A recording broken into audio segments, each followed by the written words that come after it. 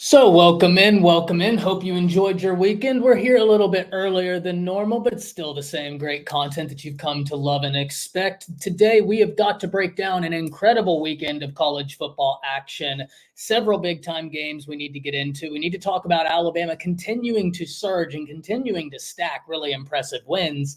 And this is not the Alabama from week 2. Let's get that understood. We're going to talk about that. We also have to talk about what's going on at USC. USC drops yet another game, and on the heels of that, Alex Grinch is let go as the defensive coordinator. But is that going to provide more answers than questions? Something we need to talk about. We also need to talk about Oklahoma dropping back-to-back games to none other than Oklahoma State in what could be the last Bedlam game for a while. And even though Oklahoma absolutely owns the head-to-head rivalry, Oklahoma State having last bragging rights, that's one that's got a sting, something we've got to talk about. As you're coming in here, hop down to the comments. Let me know what you thought about an unbelievable weekend of college football action. Let me know how your team did, and let me know what stood out to you. As we get into this, we're going to start with USC, right? Coming off of a weekend where I was just absolutely littered with COVID, so I'm hoping my voice allows me to continue going. We're going to hop right into it. USC drops yet another game, and this is something I talked about. I said that if I looked at USC's schedule and the back portion, it was an absolute gauntlet. We talked about this a few weeks ago. One of the guys that came on the show, Brinsky of the Sharpshooters podcast, he was saying how he calls it murderer's row because USC was going from Notre Dame to Utah, Cal, Washington, Oregon, and UCLA. Well, they just dropped the game to Washington. And I talked about this maybe last Monday, that if you were telling me, Ty, out of Washington, Oregon, UCLA, they win one of those games, who do you think it is? I would have said Washington. And the reason is because Washington's defense started off the year much better than they've been playing, and now it's not a great defense at all at Washington. Now, Michael Penix is phenomenal, but this was a team that, in theory, if you got in a shootout with, you could win. You could win.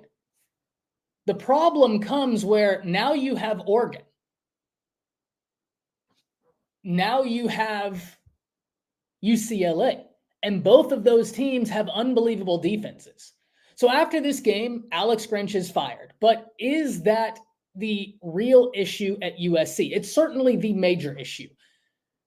I have a video coming out a little bit later today, so I'm not going to go into too deep of detail just because that would be not smart from me. I want y'all to check that video out. It is a good one. But there are several other questions I have for USC, especially with the move to the Big Ten on the horizon. This is a solution, but there are still multiple other questions that need to be answered. This is step one.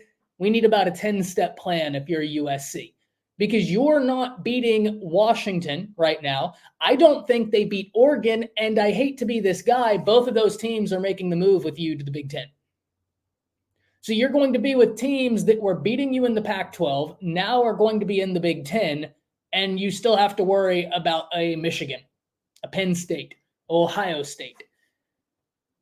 That's something that concerns me. And it concerns me both with the head coach, because Lincoln Riley historically has completely disregarded defense, but that's not the only thing he's disregarded. OU was constantly beat in the battle of physicality. Even if they were an unbelievable offense, like when they had Kyler Murray. That playoff game where Oklahoma played Alabama always stands out to me because from the first play of the game, there wasn't a question as to which team was more physical. And even though I didn't do YouTube back then, it took one play for me to say, oh, no, Bama is about to destroy this team. And they did. They did. I know the game got a little bit close, but I always reference this. There's a scene in that Alabama-OU playoff game where OU started scoring because you had Kyler and you had guys that were unbelievable. I mean, that OU offense was sensational. You can't take anything away from that. Understand, my problem here and the reason I knew that OU was going to lose that game had to do with the physicality and the coaching, not the players. That offense was top tier. All it took was when OU started scoring for Nick Saban to go to Tua, say something. Tua hopped up, smiling, put on his helmet. 3 plays later, they drove 85 yards and scored.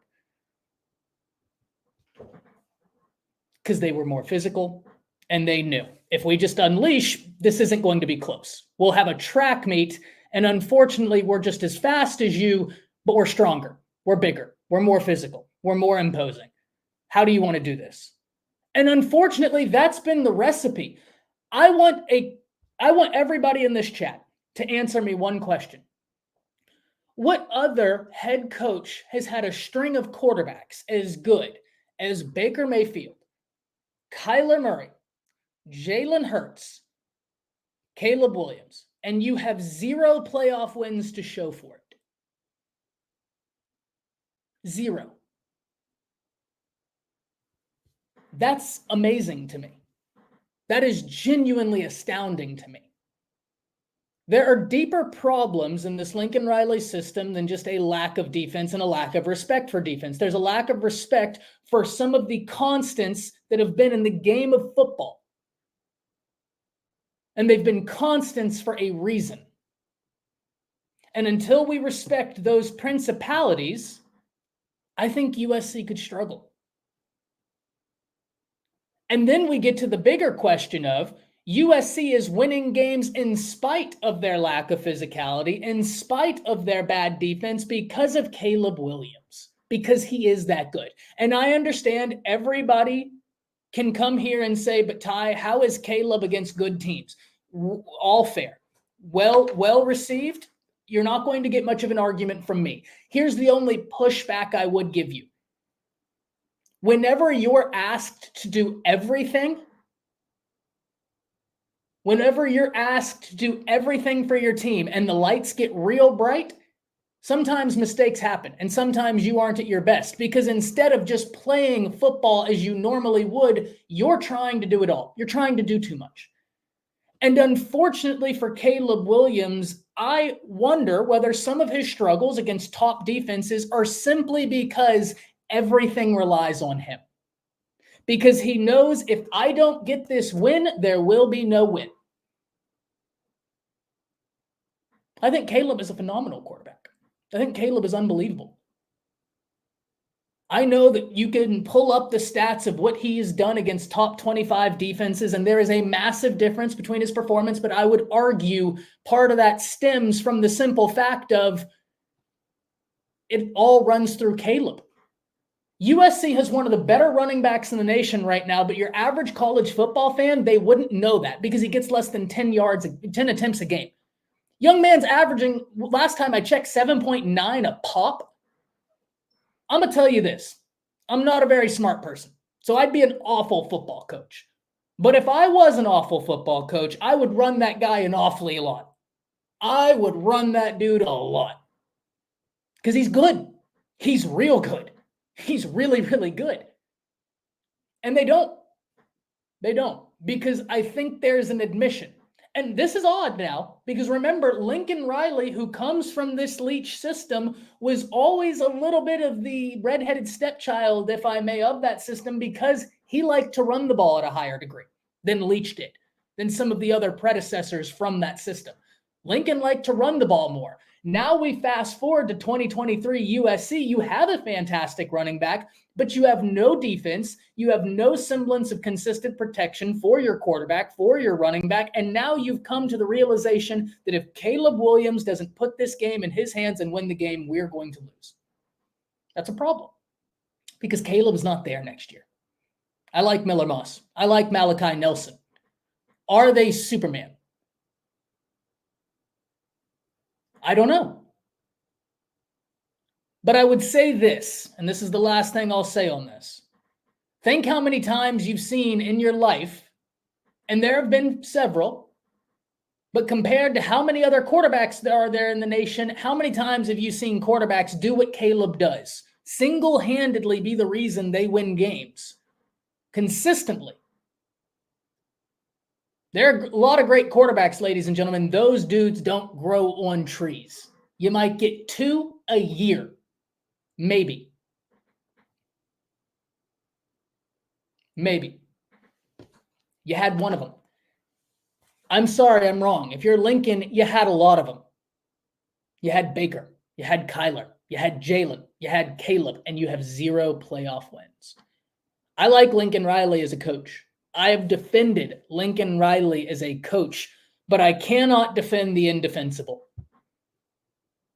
And much like Lincoln Riley's defense, this is indefensible. So I don't know what happens next at USC, but there are more things than just a defensive coordinator that need to happen for the Trojans. There are a lot more things that need to happen. Let's hit some comments. We have, I don't care what people are saying about shouldn't have let it get to that point. The refs completely screwed OU. We're going to talk about that, TB. Lucian, roll tide, roll. Hey, my man, roll tide. Steven says, Ty, is it sad? I'm more excited for softball than the rest of football season. Sorry, Bedlam refs 1,000% screwed OU. Yeah, we're going to talk about that. Eric says, once again, Ty, I told you guys that OU would lose again. They are not that good. I understand where you're coming from, but I think it's far more nuanced than that, Eric. Steven says, I was in no PO call was horrendous. The reffing in that game was preposterous. Like, I will say this, Steven, because I do agree there are more things that lost Oklahoma the game than just the reffing, but I will say this. That was some of the worst reffing I've ever seen. And this is coming from the person who usually champions the refs didn't lose you the game. Though I don't think that's the only reason Oklahoma lost the game, I'm certainly willing to modify my normal position and say that was a reason Oklahoma lost the game. There's no doubt about that. That was one of the worst officiated games I've ever seen. And last year I had to sit through a Alabama-Tennessee game where the refs had 17 penalties on Alabama, and there was a point where Tennessee had a fourth down that the refs had to then come together and be like, no, that was third down. They didn't even know what down it was.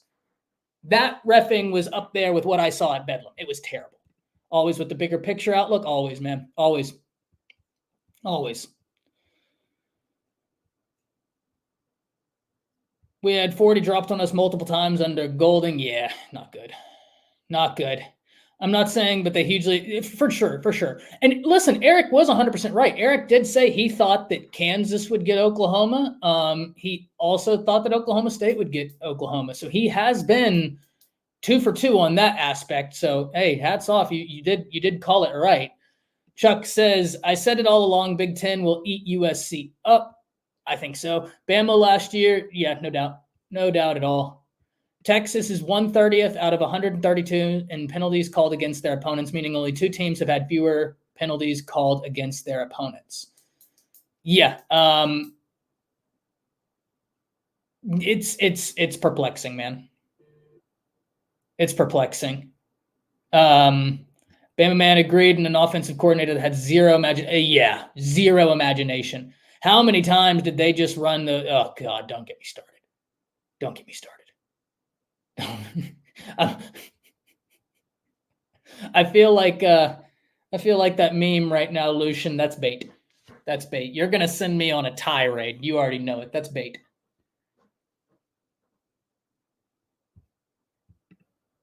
So yeah, that's unfortunate. What DC can Riley realistically get? I mean, he's got a lot of options. There's no doubt about that. But there has got to be a higher emphasis placed on the strength and conditioning program. Because if they continue with Benny Wiley, I don't know that it matters, Hank. I don't. Let me put it like this. That premise of you can rock with defensive linemen who are under 300 pounds, that works maybe in the pack. If you walk into the Big Ten with this mindset of we're going to have 300-pound defensive linemen, oh, sweet summer child. Oh, sweet summer child. Oh, they're going to drag you. Oh, no, that's not going to work. That's not going. The Big Ten and the SEC, listen, I'm not going to sit here and start one of those soliloquies about this conference is better than this conference, but there are little nuances and stylistic differences between the conferences. That much is true. The Big 12 was always known for great offenses, but there was here recently a period where the Big 12 defenses were pretty good. Understand, let me modify my statement here because I know they were pretty good in terms of coming up with cutting edge schemes to try and solve for these top tier offenses. So from a schematic perspective, they were doing good things.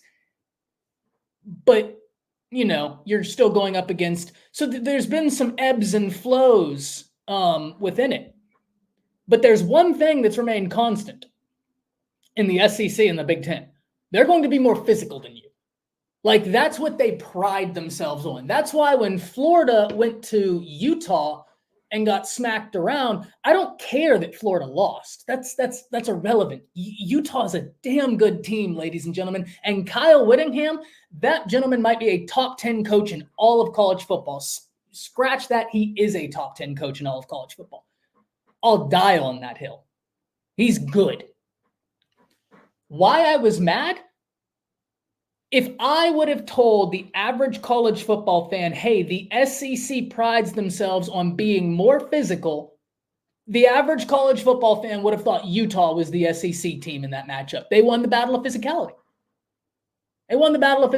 That is something that the SEC has prided themselves on, much like the Big Ten. In the early 2000s, before that 2013, 2015 major shift in offenses, while the Big 12, the Pac, they were running these high-powered offenses, the Big 10 and the SEC said, bet. We're gonna slow it down. And eventually they had to modify because these offenses were becoming so good, it didn't matter, right? Like they were just taking advantage. And now you've seen a modification of defenses across the board. Everything is an ebb and flow. But that's what I mean when I say getting rid of Alex Grinch, Hank, it's a solution. It's a solution. There are still other solutions that must present themselves. And I think strength and conditioning. Please don't call Blaze out here. You already knew, man. You said it's a running joke, Lucian. If someone said it's like oh God, Bloody Mary with me. I say Bill O'Brien in the mirror 3 times he appears, and it's terrifying. It's terrifying. A former TCU coach comes to mind. That'd be huge. That would be huge.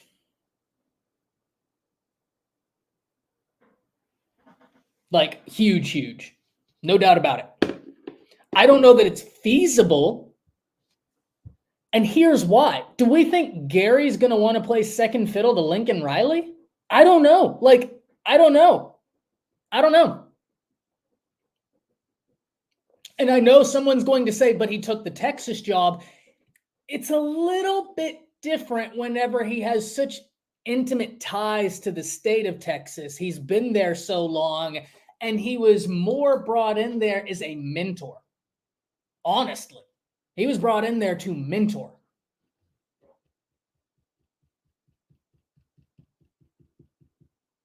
Oklahoma fans, this is going to make you so happy. Mark, you're going to get parked here for a while, my brother, because this is going to make all Oklahoma fans' day. I know that OU, Texas have one of the most bitter rivalries in all of sports. OU fans, check this one.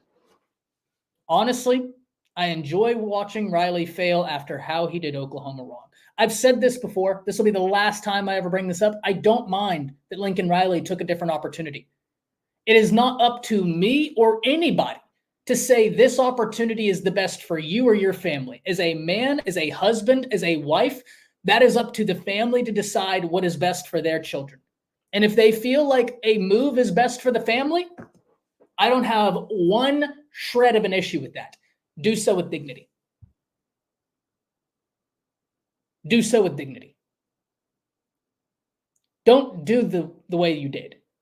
You're supposed to be leading young men, and you tried to leave in the night without saying a word to them. Nobody's mad that Lincoln Riley took another job. They're mad at how he did it. And listen, that was the thing I always said. Yeah, Shadow, I'm charging the laptop, and we're about to switch back over. We're about to switch back over right now, actually. So I apologize, but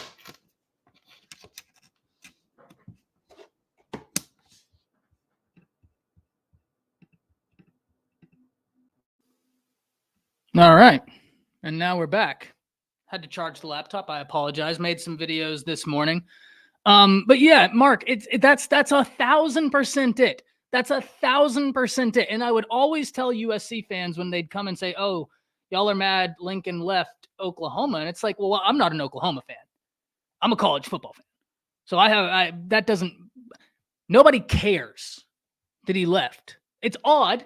You don't see people leave certain jobs on their own volition, right? It's odd. Oklahoma is one of those jobs. You don't just, that'd be like Mike Tomlin in the middle of the night leaving the Pittsburgh Steelers. That's a job you don't leave. How many coaches has Pittsburgh had since their inception? I mean, you want to talk about an organization that, geez Louise, you get in that building, you don't leave. If you take care of Pittsburgh, Pittsburgh takes care of you. And I understand Lincoln didn't win a playoff game at Oklahoma. He was taking care of Oklahoma. OU fans, listen, I know you wanted the playoff.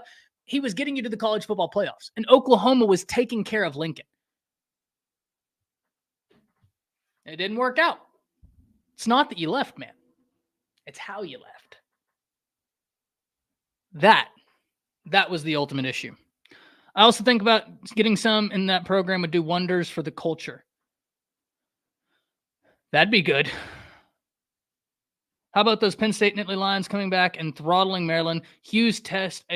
Julian, good point, man. I talked about this on Bleacher Report. If there was any game this past weekend that I would have been the happiest being wrong about, it was Penn State versus Maryland. I picked Penn State to win.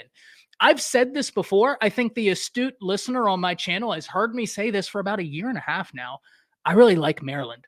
I can't tell you why I like Maryland so much. Mike Loxley and Tualia certainly play a part in it. Maybe it's because I have so much family in the DMV area, but I've always had a soft spot for Maryland.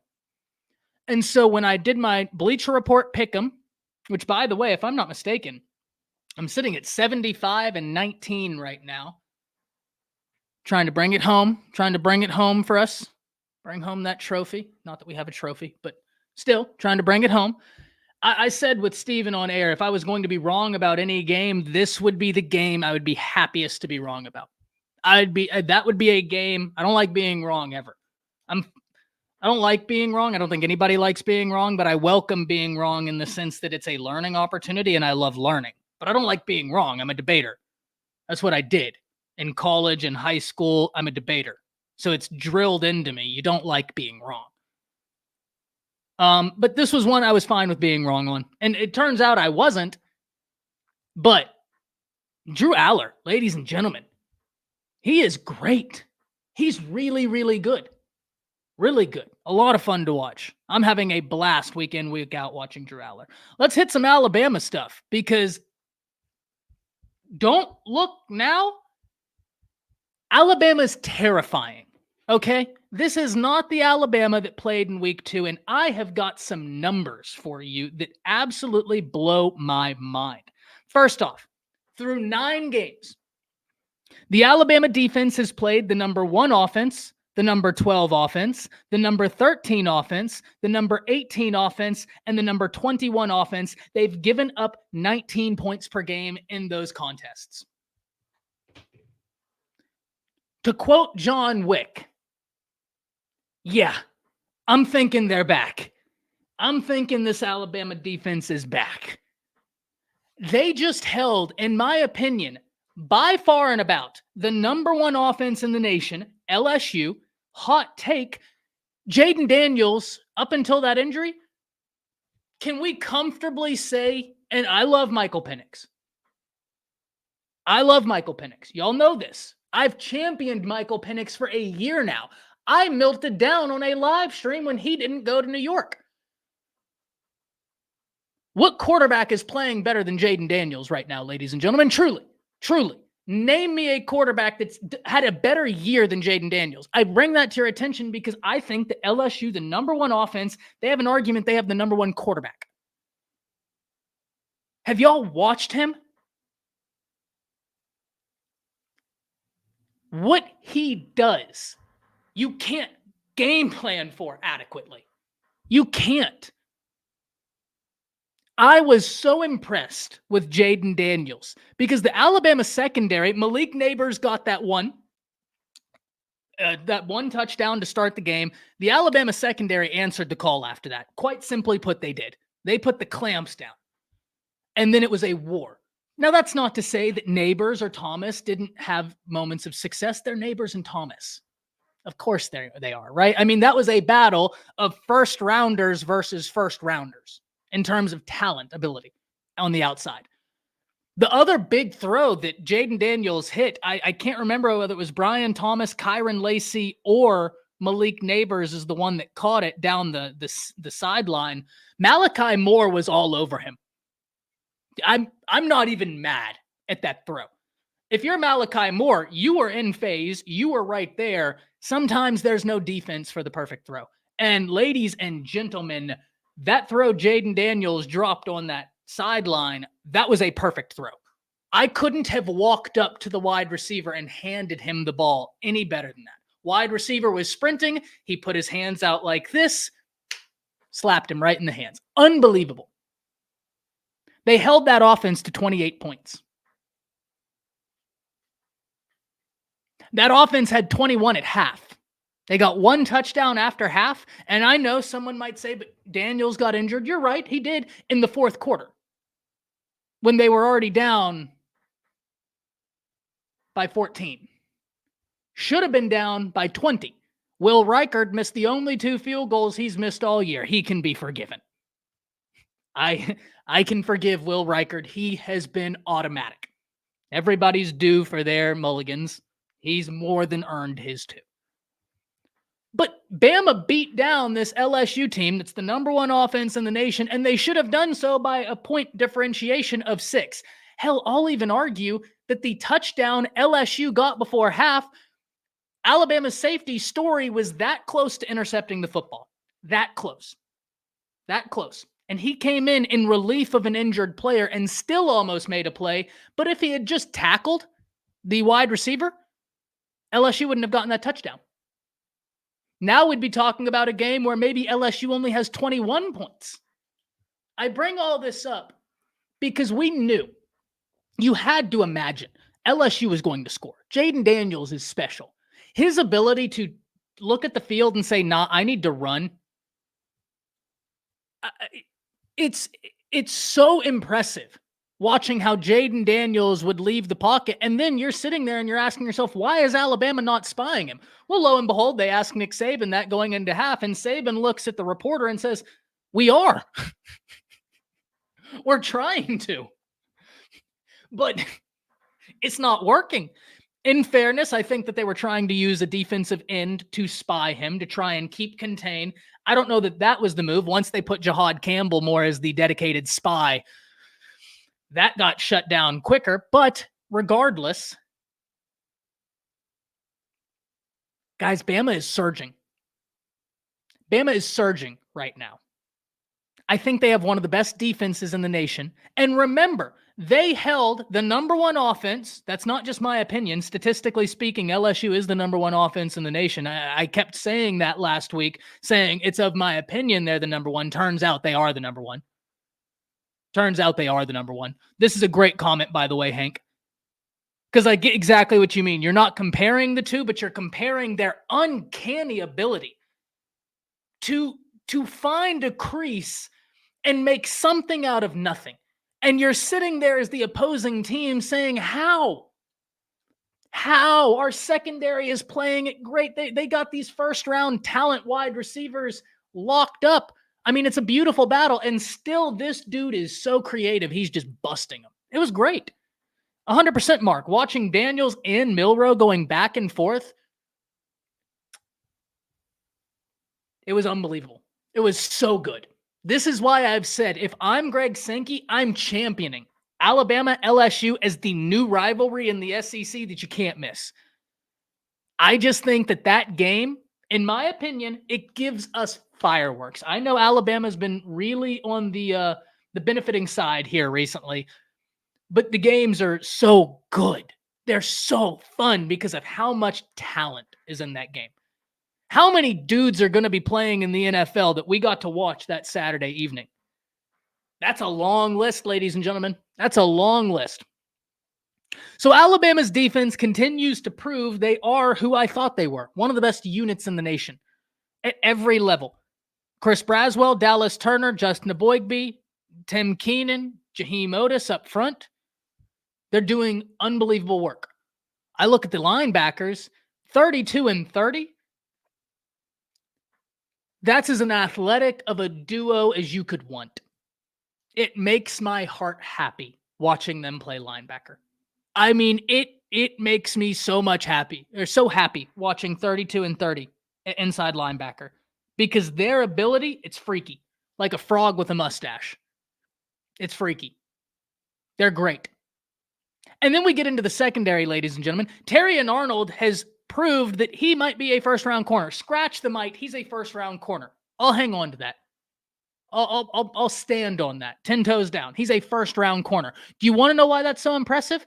He came to Alabama as a safety and literally has the ability to play every position in the secondary. Every position he could play. He's not normal. He's unbelievable. And he's getting better every single week. He is unbelievable. And across from him, you have Kool-Aid. So what do? And then you look at the slot, you see Malachi Moore. You look at the safety, Caleb Downs. Ladies and gentlemen, don't look now. That's one of the better safeties in the nation as a true freshman. You just wait until next year. You think he's doing big things now. You just wait. Now he's got a year of experience under his belt. Nah, it's done. It's done. What I've seen from him, he plays like a junior already. His football IQ is unbelievable. His open field tackling is pretty darn impressive. I know someone could reference that USF clip. That was his third college game ever, and that running back was a perennial SEC running back that played for Florida and played very well for Florida, by the way.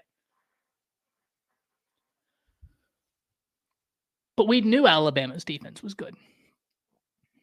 That wasn't the question. So what about Alabama's offense?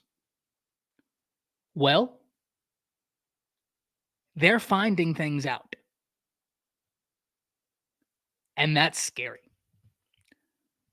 Because in the past 2 weeks, you know what I've seen? I've seen that motion, the motions, the pistol sets that I saw Tommy Rees utilize so successfully before. And I'm seeing it at higher degrees. And what it's showing, it's real tough to stop. I know LSU does not have a good defense. I concede that. I championed that. So I'm not going to go back on that. And it's factually incorrect. I mean, they don't have a good defense. Tennessee does. Tennessee does not have a bad defense. Tennessee has a good defense. They couldn't figure out how to stop that Alabama offense once Kevin Steele, I'm so sorry. I just read Lucian, your comment that said Kevin Steele in that Alabama defense got its fangs back. I apologize. Whenever Tommy Rees and that offense got into their bag, it got real hard to figure out that Alabama offense. Guys, Alabama just beat down LSU, and this is the scariest thing about it that nobody is talking about. How has Alabama's offense found success every game up until this point? Hitting the deep ball. Guess what they didn't hit on this past weekend? The deep ball. And they just won a shootout with the number one offense in the nation, where Jalen Milroe, that was as off as he's been on the deep ball all year. And it wasn't because he was really off. One, LSU straight up said, you're not going to beat us deep. Did you see how far off their corners were playing? I mean, they didn't want that smoke. They did not want that smoke. They were playing way off. Jalen Milroe has one of the best deep balls in all of college football. I think he's number 2 in the nation, behind only Jaden Daniels.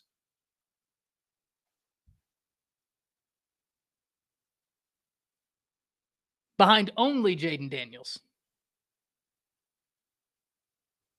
And they absolutely rolled them. And Jalen Milroe didn't hit the deep shot. I say that because with the Alabama offense clicking the way it is now, with the Alabama wide receivers, if they continue hitting those deep shots with the way they're playing now, good luck. Good luck. So let's talk about it. Let's hit some comments. KD35 says Dallas Turner is a dirty player. Hard disagree. He did the exact same thing to Daniels as he did to Ewers last year. KD35, here's the problem, man. Ewers did a jump pass and fell wrong. There wasn't even a flag thrown until Ewers got hurt. Not saying that that's why the flag got thrown, but it certainly seemed like if he'd have hopped back up, there wouldn't have been anything.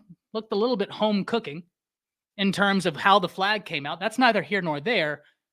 But Ewers is also, when was the last time he played a full year? His sophomore year of high school? Did he play a full year then? Because I know he got hurt his junior year.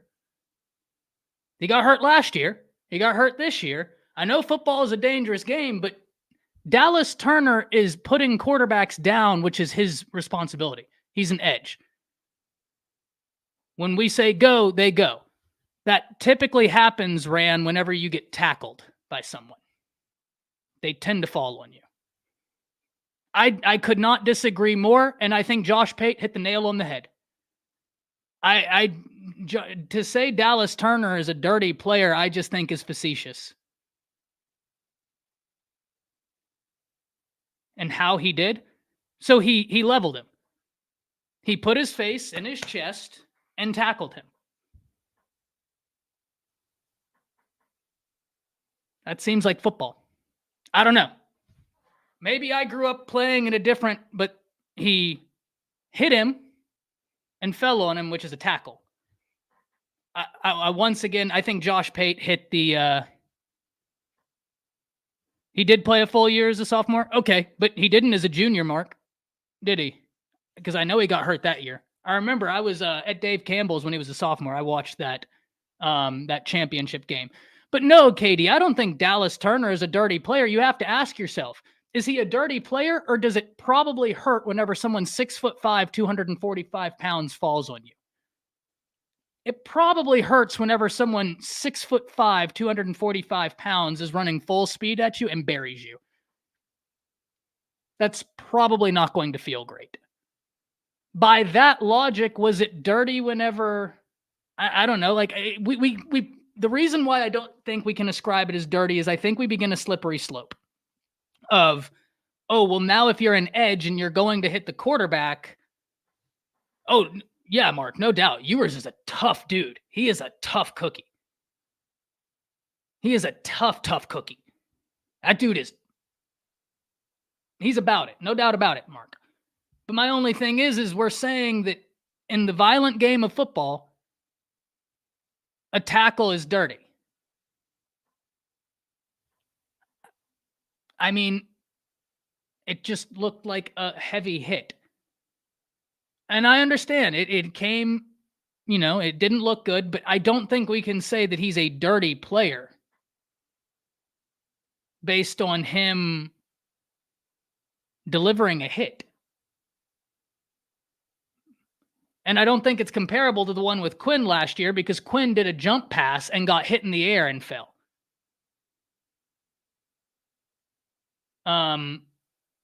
Yeah, listen, I think Josh Pate hit the nail on the head. I don't think you can call him dirty. I think that Dallas Turner is a guy that has more opportunity because he's good. He gets to your quarterback and he hits them and he's huge and he'll bury you. Right? I just don't think we can ascribe dirty player because KD, if that's what we're doing, didn't y'all have an offensive lineman when the play was completely done? So this isn't a football move. Didn't y'all have an offensive lineman grab someone by the face mask, twist his neck, and then throw him on the ground against Alabama after the play was done? Not a football move? 0 flags? That seems far dirtier to me. One of them is in the confines of the game of football. The other is a dude doing something not within the confines of the game of football. I didn't hear any Texas fans say anything. In fact, I saw Texas fans tweet that out saying, Texas is back. Look at the physicality. One of them is far dirtier than the other. I didn't have a problem with Campbell doing it either. You didn't see me coming on here saying he's a dirty player because that's football. But I don't think we should throw stones from glass houses. Right? I think that's probably how I'll end that one. I'm interested in KD if you're still here, or Mark even. Right? Like, I think right now people are throwing stones from glass houses. If we want to talk about dirty, I think we can have a lot of conversations, but I think that we're thinking too hard on this. He tackled somebody. Football's a violent game. I brought up Quinn Ewers' injuries because to prove the point. Football is a violent game. You're going to get hit. You're probably going to get injured. That's the unfortunate reality. He's charged with hitting the quarterback, and he hit the quarterback. So I don't know. I think we can agree to disagree, but I think we get into a real slippery slope type scenario whenever we want to say that that's dirty. Yeah, I don't know. I think we start getting into some real slippery slopes. I'm interested in hearing your opinion on that. I'm interested in hearing your opinion on that, KD. I'm interested in hearing your opinion on that, Mark. Yeah, that's probably not going to be a take that a lot of people like. That might even get me on some message board or something, but it is what it is. I don't know. That's just how I view it. So talking about Alabama's offense still, listen, they've got the ability to beat you deep. Now their running game is here. The offensive line's still a little bit of a question, but let's give credit where it's due. Caden Proctor is playing much better. Caden Proctor is playing much, much better.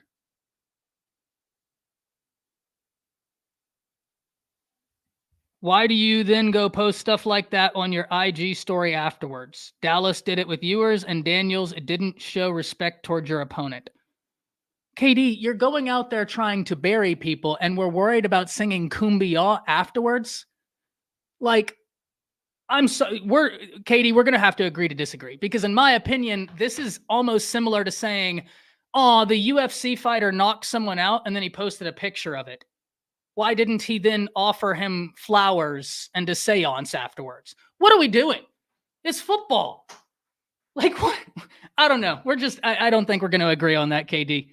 I'm not saying you're misplaced, but I'm saying, like, from a fundamental view perspective,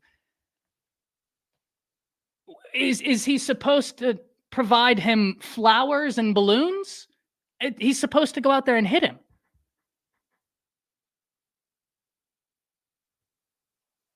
We can do for Worthy, though. And KD, understand this. This is going to sound, I don't care about social media. I don't even have an Instagram. So I didn't see what he posted. But, like, is Dallas Turner supposed to go hit the quarterback?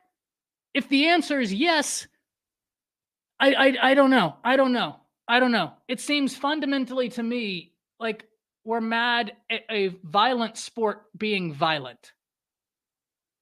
That does not track to me.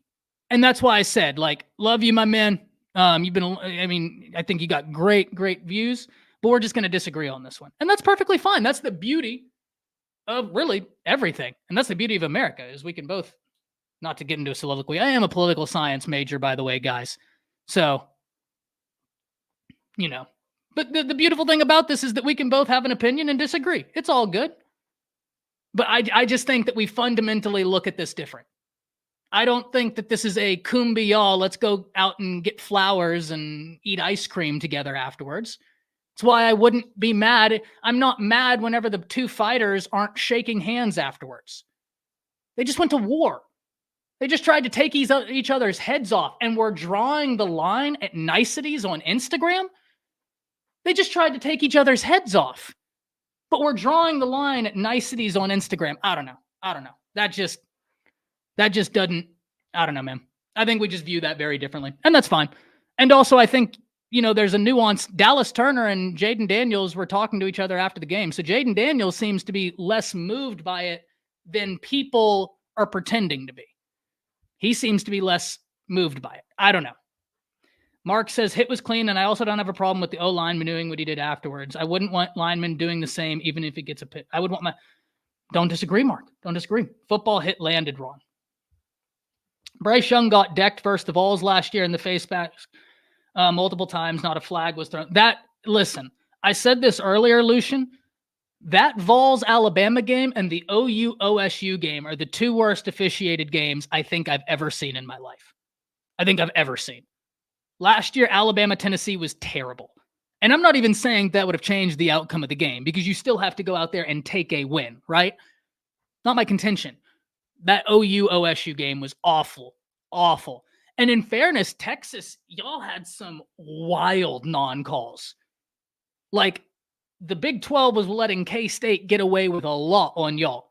I felt bad for Texas, Oklahoma, because I understand people are saying the Big 12's not out to get Texas and Oklahoma. I'm not saying they are, but I'm saying if you watch the games and how they're officiated, I can see how that would be a conclusion one would arrive at.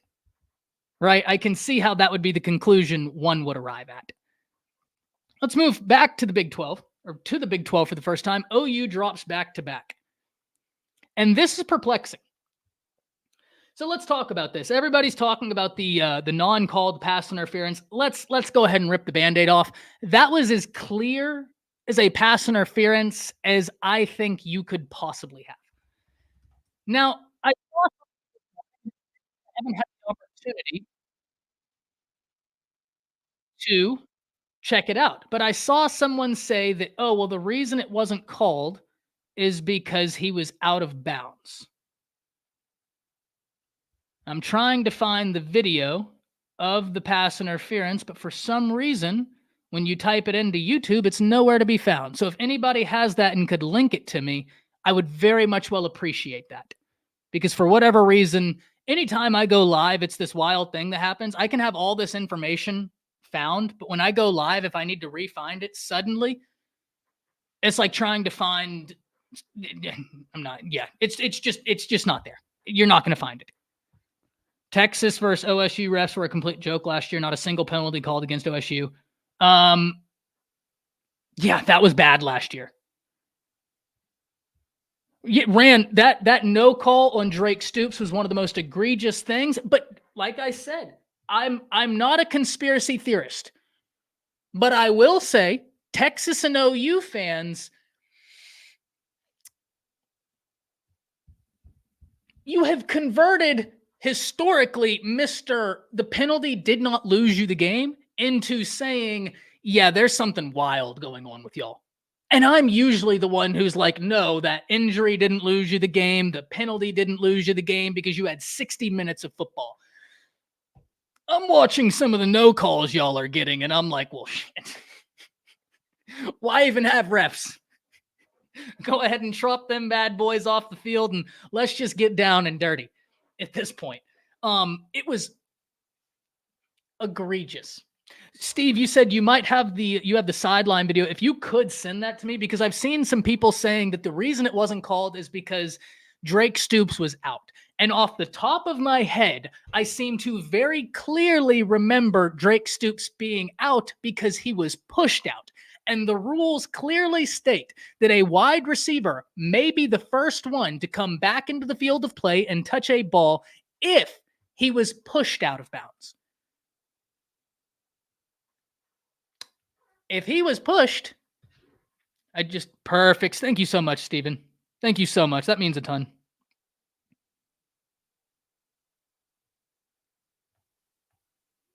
Got to wait for it to come through.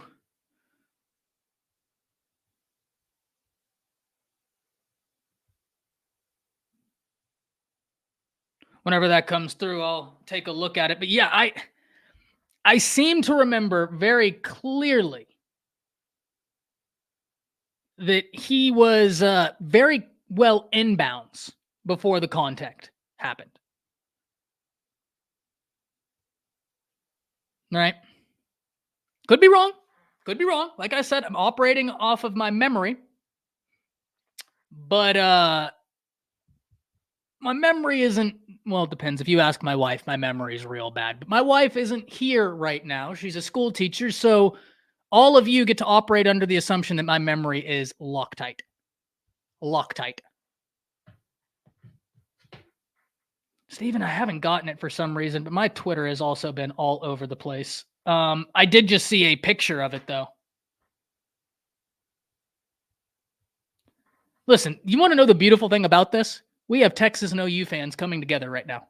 I do feel for OU fans in this case. There were two blatantly obvious PI calls that went uncalled against KSU on Saturday, too, with one being in the end zone on a very catchable ball. And that's why I brought it up.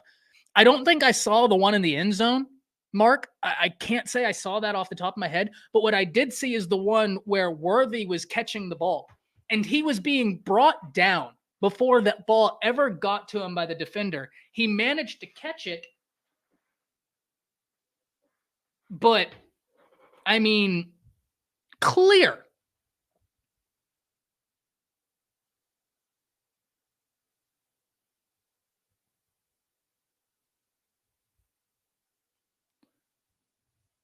Steven, if you didn't already, if you're sending it to my around the table Twitter, I'm not logged in on that on my phone. If you could send it to my personal one. If you can send it to my personal one, that'd be awesome. But regardless, I did just see it. I mean, he came down, even though he caught it with, I mean, he did catch that. He did catch it. That was awesome. Dude, Stoops is so good. Stoops is one of those guys where it's just like, you're a grinder, man. I got so much respect for those type of players. Just like, here we go. I got the video. Oh, nope. I didn't even finish watching it, Steven. I'm right. Yeah, he was clearly interfered with before he ever stepped out. I didn't even get 3 seconds into that video. I opened that puppy. Saw all I needed to see, right back into it. And PG, you and I talked about this. Stoops, veteran guy. If he runs that one back, I guarantee he'd be the first to tell you. Like, hey, yeah, I gotta run to the sticks. That's just what you're taught. Easier said than done, right? Because here's why I say easier said than done. You're right, PG. I told you this last night. If you're Stoops, you're a veteran guy, you gotta run to the sticks. You just got to. You're being given the ball in that time for a reason, because you're the veteran guy, because Drake Stoops is so good. Whenever an opposing defense calls zone, Stoops is so darn good at finding the holes in the zone and exploiting it. That's why he's a third down monster for OU. On third down, find Stoops, he'll find the first. That's typically how it goes. It didn't happen that time. So why did Oklahoma lose this game? A lot of LSU fans said that hit should have been targeting. Oh, talking about the Dallas Turner one, Cody. Listen. I don't know what targeting is, right? I don't know what targeting is. I don't know that a lot of people know what targeting is. So if I don't think it was targeting, but once again, I don't know what the rule of targeting is. What I will argue full-heartedly, Cody, and I don't believe it was targeting, but my contention is that Dallas isn't a dirty player, right? Like, Dallas isn't a dirty player. If it was targeting happens in football. It just does. Unfortunately, they're trying to get it out the game, but, he's not a dirty player. So, listen, I don't think it was targeting. I know it was close. The reason I don't think it was targeting is he hit him up high. I mean, he hit him like up high. Yeah, like up high in the chest, but his face was completely up. That's how you're taught to tackle. You don't dip your head. Your face mask stays completely up. That way you see who you're at. And when he hit him, Jaden Daniels crunched. And yeah, I mean, hard hit. But, targeting is, God, who knows what targeting is. I don't think it was, but I don't believe he's dirty. I just think that we're getting a little bit too, I just think Josh Pate hit the nail on the head with it. Like always, he hit the nail on the head. Cooks as well. Hey, speaking of, Mark, y'all got something. Jonte Cook, love that player. I love that player. There's two wide receivers here recently from the state of Texas that Bama didn't win on that I look at and I'm like, man, I love Bama's wide receiving core too. Y'all will remember even last year when Bama's wide receiving core wasn't playing well, I was still sitting here saying the results aren't speaking to the talent.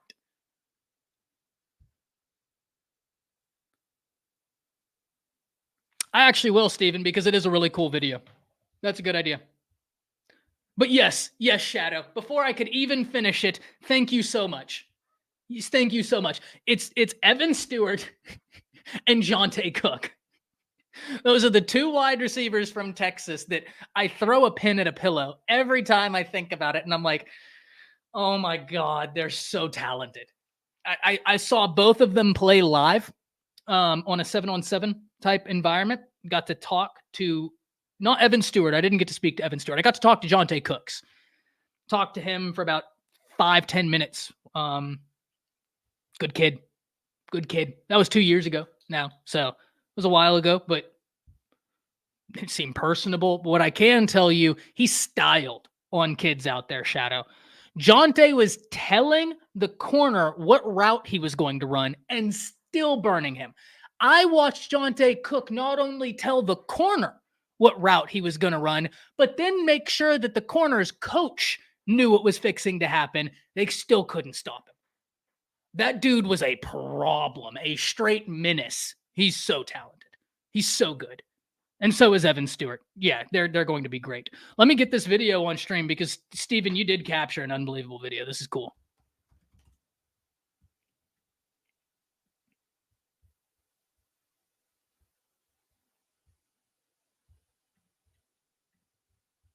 Oh, boy. Okay, present. Share screen. Darn you, Twitter. Where are we at?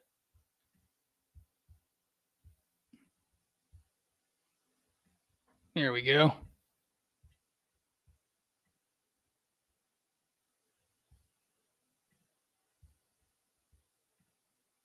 I mean, let's look at this. That's interference right there.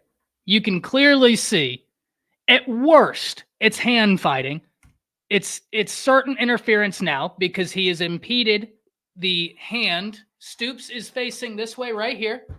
Defender on this shoulder. You can see the hand being impeded. The right hand of Drake Stoops is being impeded. The left hand can't even move because the corner is there. That's interference. Clear as day. At 1 second in, interference. Need I say more about the rest of it? All right. If at 1 second that was pass interference, shit, that's how you're supposed to tackle. That's teach tape and how to tackle. Problem is you can't tackle someone until they have the football. So, I mean, that's as clear as it gets. As clear as it gets.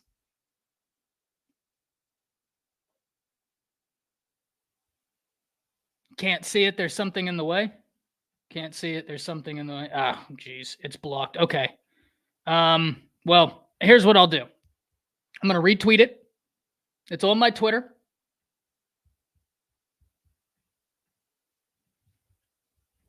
Go check it out there. Yeah, well, that's just wild. So, I tried. Hey, you did more than enough, Steven. You did more than enough. Thank you so much, man. That's a great video. But basically, if you go watch that video, it's on my Twitter. It's clear as day. There's no arguments here. So why did Oklahoma lose that football game? Well, listen, there are several reasons, and penalties were one of them. Lack of penalties called. Let me rephrase that. It was certainly one of them. Oklahoma's lack of an identity on offense has come back to bite them twice now. And part of that lack of an identity on offense is also hurting the defense. Now, I knew that this game could be a little dicey in terms of Danny Stutzman not being there, but Kip Lewis is playing unbelievable football. And I said, after the OU spring game, I presented y'all with 3 numbers that stood out to me. 3 numbers that I was like, hey, in that spring game, they stood out. One of them was number 1. The other one was number 10. I said he stood out like a sore thumb. You couldn't miss him. He shined on that screen. He's going to be a really talented linebacker, ladies and gentlemen. He just needs experience. He just needs experience. Does Kip Lewis. He's going to be really good. Really good. But when we look at this, you had opportunities to win this game. You had opportunities to put them away. Now, one call that's not being talked about enough that I actually did see get talked about a little bit, and deservedly so, was the pass interference call on Makari Vickers that, once again, I don't think that was a pass interference. Both guys were hand fighting, and you called the guy that was responsible for the less egregious hand fighting, which doesn't make sense to me. If you see a wide receiver and a cornerback hand fighting, if I'm a ref, I'm not going to call it. I'm going to let them play. And the reason is if someone gets mad at me, I'm going to be like, well, your guy was hand fighting too. So let's just let the boys do what they do. They're locked in war right now. How about I just let them decide it unless it gets egregious? I think one could argue that it was egregious and it should have been offensive pass interference because there was a clear push-off. That really sparked life for Oklahoma State. That really sparked life for Oklahoma State. But one thing I will say, for Oklahoma, you limited Ollie Gordon in this rush attack to 3.8 yards per attempt. And Ollie Gordon has been the best running back the past 3 weeks in the nation. I mean, there have been a lot of good running backs, but he has been unbelievable. You did as much as you could have wanted to do with that rushing attack. 146 yards on the ground. You're not going to limit them too much more than that. You're just not. And Oklahoma actually ran for 148 on 27 attempts for 5.5 yards a pop. But Oklahoma massively lost the time of possession battle. And this is something I talked about going into the season. I know Oklahoma and Jeff Lebby can score quickly. Do you have an off-speed pitch? This is what I was referring to. I've defended Jeff Lebby a lot. Some of the sequencing in these past 2 games are perplexing. And I think it calls back to something I asked for during the offseason. Do you have an off-speed pitch? Because if you're throwing fastballs all game, that's great. If you can score in 15 seconds, that's unbelievable. That's great. Everybody wishes they could. But what happens when you meet a defense that says, no, we're not going to let you do that every time. Yeah, you might score 21 points on us, but we're not going to let you just run up and down this field on us. Are you able to sustain drives? That's something that I asked for before the season because you have to have an off-speed pitch. You have to start an off-speed pitch.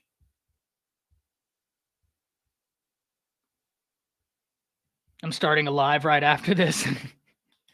He was inbounds on the catch. Yeah, he was inbounds on the catch, Urban. He was pushed out. He was... Pull up the video. Well, I mean, no, he was... why was it not reviewed for the catch? So the reason it wasn't reviewed for the catch engine is because the ball, he caught it in his hand and the ball ended up between his legs. And I think that they were trying to say that that's now, granted, that's not my, but I think that they're saying that he didn't have complete possession throughout. Once again, not my opinion, but that's kind of the reasoning I got from it, is that they were saying, one, he was out, which he was pushed out, so that shouldn't matter one way or another. If you're pushed out, you have full right as wide receiver to have first dibs at the ball. Just didn't make sense. Ty, give us the ray of sunshine and tell us where we go from here. And brother, the ray of sunshine is very, very easy here. OU fans, you're ahead of schedule. What I mean when I say that is, yes, you had an opportunity to play for a Big 12 championship, and that opportunity isn't there. Yes, some of that was done by things OU didn't do well. But you had a losing record last year. You had a coach completely gut your roster last year. Well, okay. It's not that Lincoln completely gutted the roster, but because he left in the manner he left, you had a bunch of commits decommit. You had a bunch of players hit the transfer portal. Some followed him, some didn't. And you switched philosophies of your team. You went from a score fast offensive team to being a disciplined defensive team. That takes time. It does. So you're still way ahead of schedule. That being said, these are lessons. Brent is still a young head coach, and so some game management things, that's going to be learning experiences. So the ray of sunshine, you've stacked really good recruiting classes. You look to be on your way for another top 10 recruiting class. Venables has used the transfer portal very well. You got a 5-star quarterback in the waiting that I think is very talented, and Jackson Arnold comes from Denton. Y'all already know how I feel about Denton players. I'm going to argue in their favor.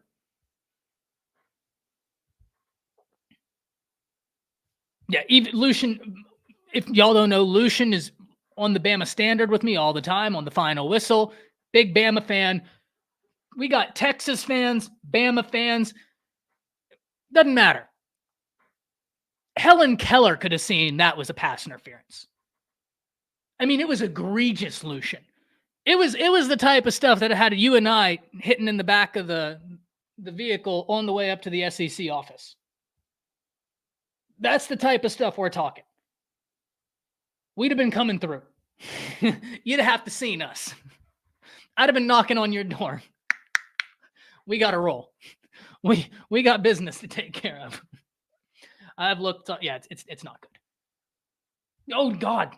Well, Jason, there's interference, and then there's egregious.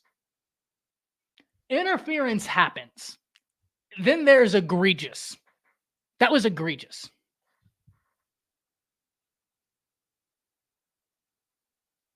What does what mean? Lebby called a good game. It was a clutch play calling. Oh, okay. I think you're referring to that. He did exactly what we asked. Take D shots, get the ball to your best backs. Players did not execute.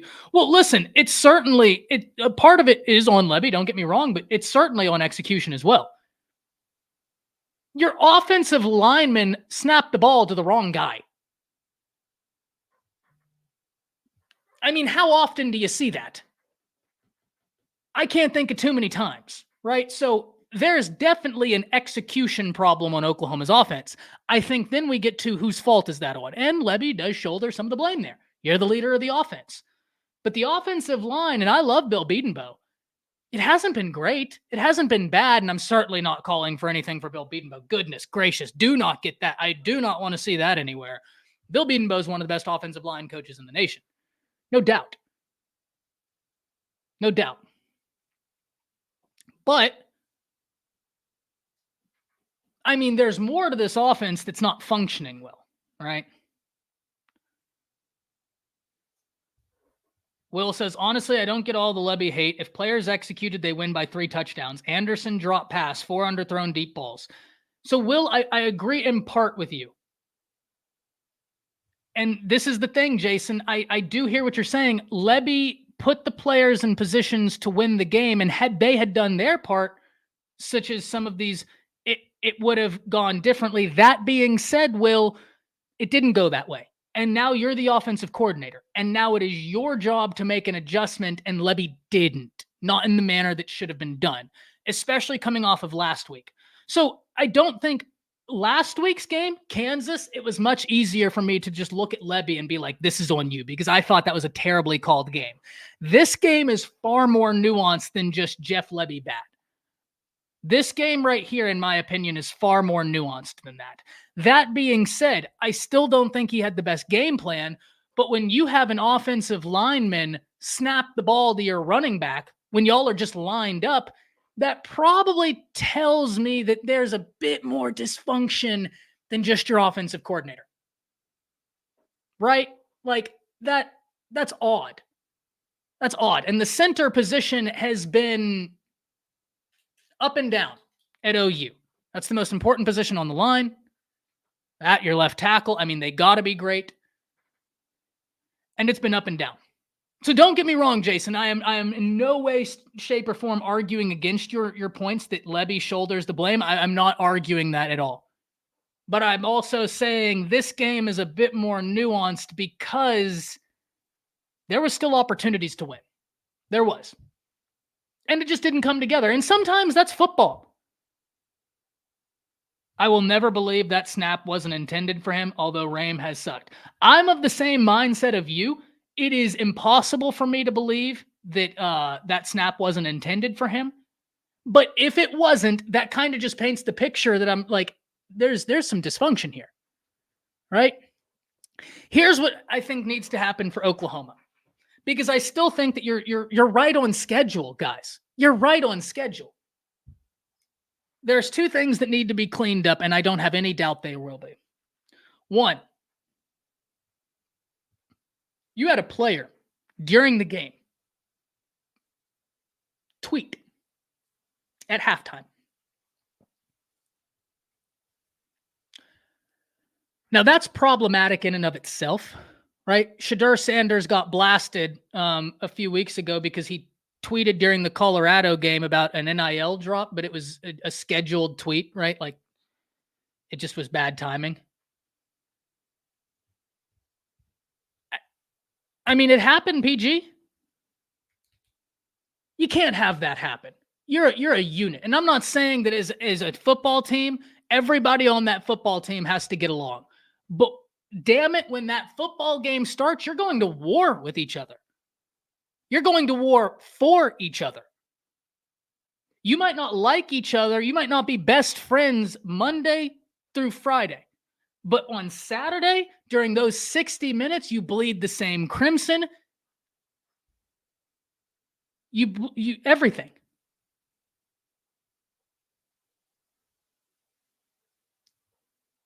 It's hard to beat the other team whenever you have someone on your team who's saying something like, is he really the best tight end on the team? You're putting down your brother. For what? For what?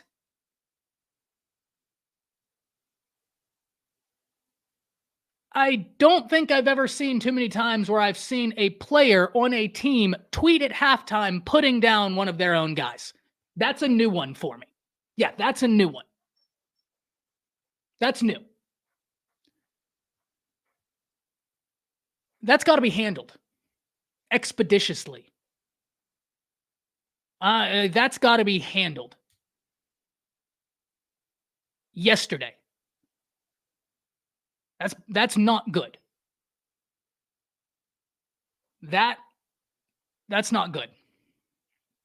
Outside of that, keep the main thing the main thing. Just keep improving. I still think Oklahoma's ahead of schedule, but Oklahoma is in a position where the offense is a little all over the place. They don't have an identity, but I think that this game is a little bit harder for me to just pin it on Lebby because of the questionable calls, because of some of the opportunities that were, quite frankly, there. You can only ask for opportunity to be created. Once the opportunity is created, whose job is it to take advantage of said opportunity? Steven said Stogg is cooked and should have been put out to the pasture. I'll tell you this, Steven. Stogg goes out there, works his ass off every day in practice, works his ass off, has been a great teammate, and he doesn't deserve for another teammate to put him down. Not after everything he's been through. Not after he came back and has put on and gone to war for that university. And someone on his own team. No. That would not sit well with me. It does not sit well with me. You go to war with those guys. I don't care if you're best friends with them and you sing Kumbaya Monday through Friday. That's your brother. You protect your brother during those 60 minutes. You don't have to like him, but you protect him. It's a young guy. He made a young mistake. I don't think that that's, disparaging of character or anything like that. This is a learning opportunity, but the simple truth is that's got to be handled. You don't see things like this happen often for a reason. The identity problem is a coaching problem for real, for sure. Yeah, and some of the situational stuff, right? So we'll see. Guys, we're gonna go ahead and get out of here. We've been going for an hour and 14. So we'll have a live stream this evening. Jason, if you want to hop on this evening, I'd love to have you. PG, as always. Until then, I'll have a video releasing here very shortly. And yeah, that's about it. We'll see y'all this evening. Hope you enjoyed your weekend. See you later. That's it.